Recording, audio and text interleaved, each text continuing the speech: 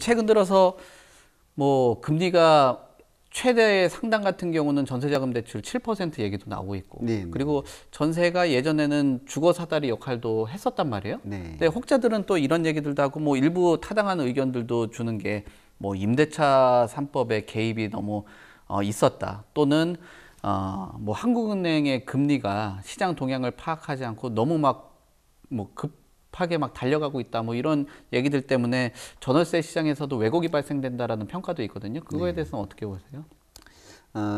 우리가 이제 전월세 시장 자체는 지금 현재 보게 되면 이 일반 국민들이 임대차 수요로 남느냐, 매매 수요로 가느냐, 라는 이제 차이거든요. 그죠? 네. 근데 이제 전세 시장으로 가게 되면 이게 이제 전세 제도는 여러분들도 뭐 이게 이제 물론 이제 다른 나라에도 일부 도시에 있지만 우리나라처럼 전 국토에 있는 전세 제도는 우리나라에 밖에 없다.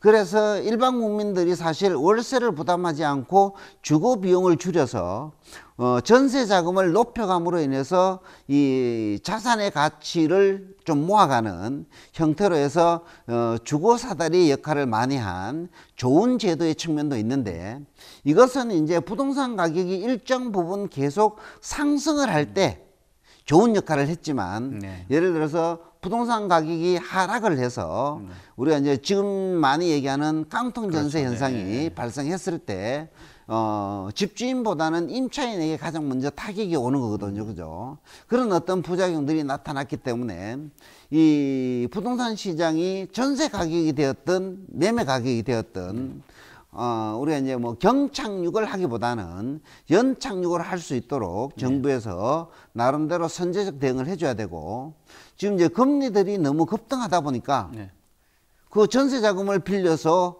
전세로 들어가는 것보다는 아예 월세를 납부하는 것이 좀 더 금리 측면에서 봤을 때 좀 더 이익이다라는 어떤 인간은 기본적으로 이제 경제 활동을 통해서 판단을 하는 거잖아요. 그렇죠. 그죠? 네네네. 그래서 월세로 내는 것이 더 이익이기 때문에 월세로 모든 이 임차인들이 수요가 전세에서 보증부 월세로 전환되다 보니까 보증부 월세의 가격이 급등하는 부작용들이 나타나게 된다는 거죠. 그죠?